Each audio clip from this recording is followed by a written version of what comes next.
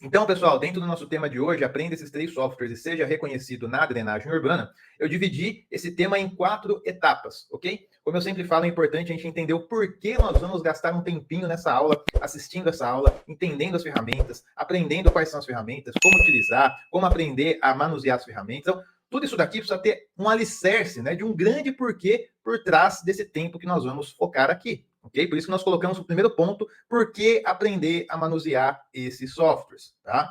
Depois disso, né, pessoal, nós temos um ponto de alerta aí para vocês, que eu acho que muitos aí não estão ligados, né? Então, por isso que a gente deixou uma exclamação bem amarela aqui para você ficar com isso aí latente na sua cabeça. Isso aqui é muito importante, essa segunda etapa aqui, tá?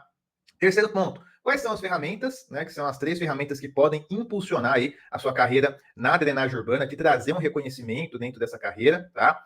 O que você consegue desenvolver em cada uma dessas ferramentas, quais são os produtos que você consegue entregar para o seu cliente através de cada uma dessas 3 ferramentas, e por fim, como que você pode aprender a manusear esses softwares, como que você pode aprender a montar, né, os seus modelos, montar o seu trabalho dentro dessas ferramentas. E já adianto para vocês que são 3 ferramentas 100% gratuitas, ok? Então você não tem que pagar nada aqui para acessar nenhuma dessas 3 ferramentas e para desenvolver os seus modelos dentro dessas 3 ferramentas, beleza? Então vamos iniciar aqui pelo começo, tá? Então, por que é importante você aprender, né, a manusear essas 3 ferramentas? Olha só, coloquei algumas justificativas práticas para vocês, tá? Não quero vir aqui com uma teoria muito engessada, não, na prática. Por que é importante você aprender essas 3 benditas ferramentas aqui, tá? Primeiro ponto, pessoal, a tecnologia entrou na engenharia, tá? E ponto. Não tem como ficar chorando, mas eu não quero, eu não gosto.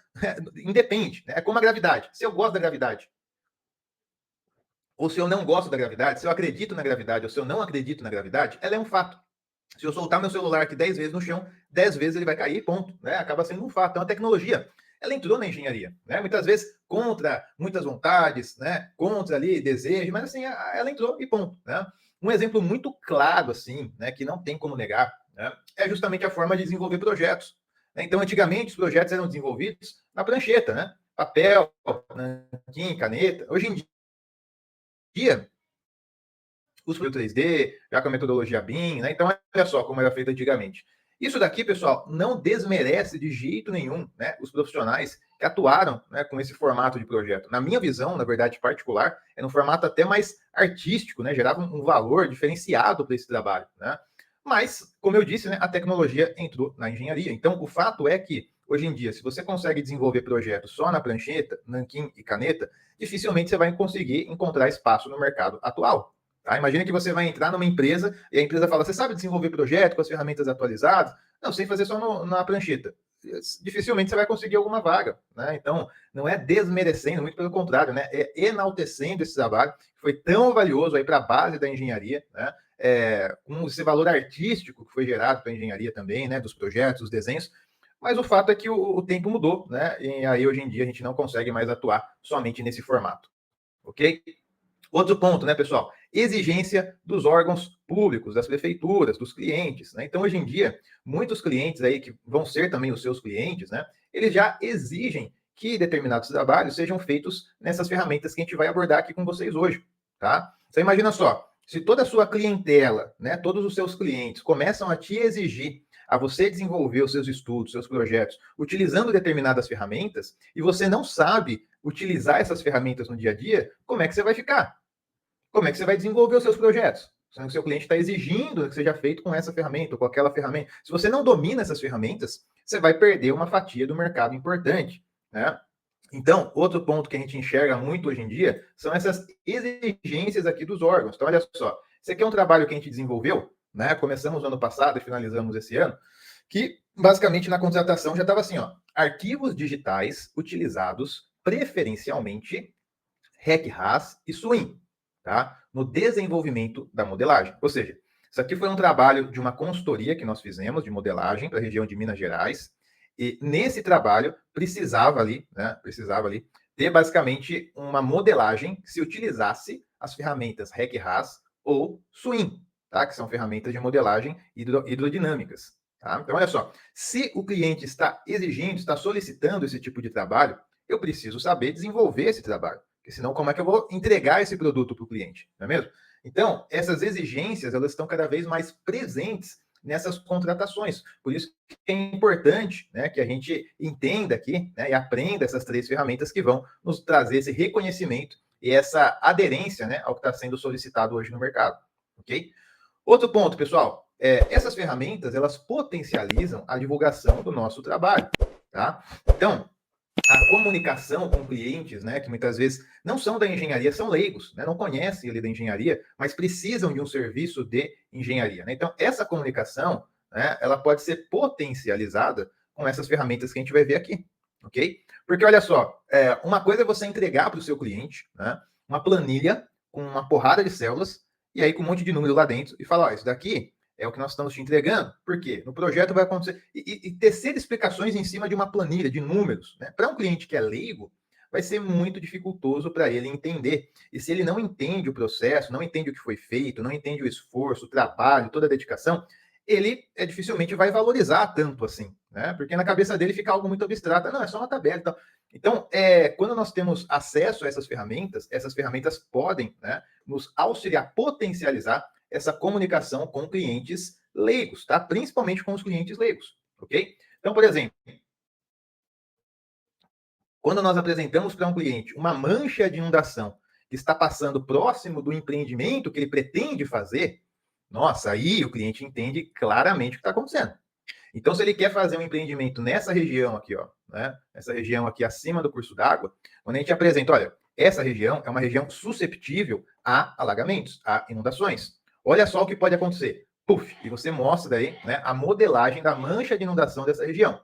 Então, se for feito algum tipo de empreendimento, tem que fazer uma cota X, Y, Z, numa região tal. Então, assim, isso gera uma conexão absurda com o cliente, porque um cliente leigo, olhando uma mancha de inundação, por exemplo, mesmo ele sendo leigo, ele consegue entender e falar, caramba, então isso pode acontecer, né? É um processo até de educação aí do cliente, né? E quando a gente educa, a gente é valorizado por isso. Né? Então, aqui nós temos um processo de clareza, de educação, né? Que mostra aí até para um cliente leigo, né, o que pode acontecer, e com isso tem um melhor entendimento aí do nosso trabalho, ok? Outro ponto, pessoal, para a gente aprender aí essas ferramentas, são novos horizontes, novas possibilidades, ok? Muita coisa que a gente faz manualmente, nós conseguimos fazer numa escala pequena, tá? Agora, numa escala macro da coisa, a gente não consegue fazer tudo manualmente, tá? O nosso processador cérebro, ele tem um limite ali, né? Enquanto o processador de um computador, né, ele vai resolver ali equações, cálculos de forma muito mais rápida. Né? Então, se estende, né, esse nível de possibilidades de resoluções de problemas, tá? Justamente porque nós estamos trabalhando aí com o processamento de um computador, né, e não só com o nosso cérebro, ok? Então, por exemplo, quando você monta a sua planilha de cálculo de drenagem urbana, né, você segmenta lá trecho 1 até o trecho 2, trecho 2 até o trecho 3, né, de PV a PV, as suas redes e tudo mais, e aí você normalmente pode fazer um cálculo, né, utilizando a equação de Manning, que considera o escoamento permanente uniforme. O que é o escoamento permanente uniforme? Olha só. Vou pegar um print aqui para mostrar para vocês. Vou pegar uma janelinha de print aqui. Então, olha só. O que seria esse tipo de escoamento? Né? Vou pegar uma janela em branco aqui. Pronto. Então, seria o seguinte. Imagine que você tem o fundo aqui da sua rede. Tá? Esse aqui é o fundo. E aí, no escoamento permanente uniforme, eu teria a minha lâmina d'água, né? Colocar aqui a lâmina d'água, com a mesma declividade da linha de fundo, né? E eu teria também a minha linha de energia com a mesma declividade da lâmina d'água e no material do fundo. Tá? Então, aqui eu teria um cenário onde as 3 inclinações seriam iguais. Então, aqui eu tenho um escoamento, né, permanente uniforme. Ok? Então, permanente porque a vazão não varia e uniforme porque a lâmina d'água não varia.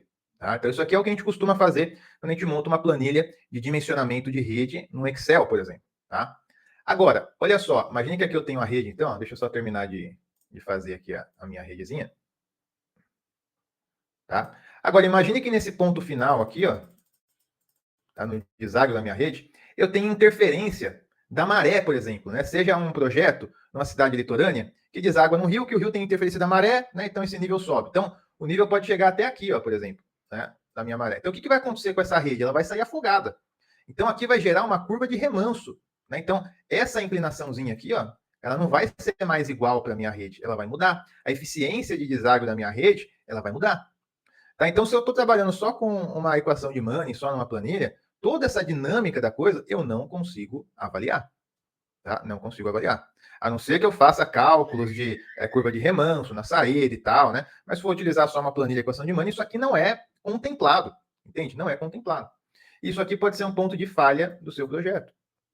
Tá? Você está levando em consideração que essa água vai sair com uma determinada velocidade, vai sair uma vazão dessa rede. Quando tiver em carga aqui, ó, com a maré alta, não vai sair. Né? Não vai ter a mesma velocidade, não vai sair a mesma vazão. Entende? Então, remanso de maré, escoamento permanente uniforme. Então, olha só, às vezes você pode ter alguns cenários, deixa eu apagar aqui ó, esses desenhos aqui, ó. Às vezes pode ter algum cenário de mudança do seu perfil da sua drenagem.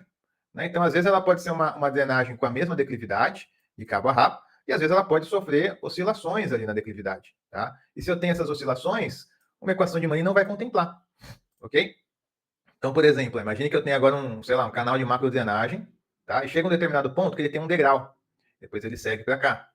Tá? O que vai acontecer com o perfil da lâmina d'água, né? O meu perfil da lâmina d'água aqui, ele pode estar nesse nível, mas quando ele vai se aproximando aqui no meu degrau, o que vai acontecer? Ele vai sofrendo uma redução da lâmina d'água, aí ele vai impactar nesse patamar aqui, pode até gerar um ressalto hidráulico e ele volta numa outra inclinação. Então, toda essa dinâmica aqui, ó, eu estou desenhando aqui para vocês, ó, dentro desse retângulo, desse quadrado aqui laranja, né, acaba sendo um escoamento, que dessa parcela aqui eu tenho um escoamento gradualmente variado, e nessa parcela eu posso ter um escoamento bruscamente variado. Né? Então aqui eu teria um EGV, e aqui eu teria um EBV. Perceba que a lâmina d'água não acompanha mais o perfil do fundo. Né? Então esse escoamento não é mais um escoamento EPU, né? Permanente uniforme. Tá? Ele tem uma mudança gradual da lâmina, então escoamento gradualmente variado, e aqui ele tem uma mudança brusca da lâmina, escoamento bruscamente variado. Então, quando eu trabalho só com Manning numa planilha, eu não tenho esse nível de avaliação do meu projeto. Né? Ressaltos hidráulicos, regime não permanente. Né? Então, normalmente a gente trabalha com uma vazão de pico, mas eu não trabalho com a variação dessa vazão em função do tempo. Tá? Então, todos esses aspectos técnicos aqui, a gente não consegue contemplar só numa planilha de Excel, a gente até consegue fazer uma coisa ou outra, mas é um processamento que leva muito tempo, que pela nossa cabeça, só manualmente, acaba se inviabilizando, o que pode ser viável, né, quando nós utilizamos aqui uma ferramenta, né, como essas daqui que a gente vai ver. Tá? E por fim, pessoal, aumento de renda, né, porque profissionais que detêm essas habilidades aí ainda são muito escassos. Tá? Então, assim, a lei da oferta e da procura. Né? Então, assim, quanto mais escasso mais valorização tem nesse trabalho. Tá? Então, uma coisa é você fazer um projetinho simples, outra coisa é você fazer uma modelagem, você desenvolver isso com um software que vai apresentar um resultado um nível superior, né? Prestar uma consultoria. Então, esse tipo de trabalho acaba sendo mais valorizado.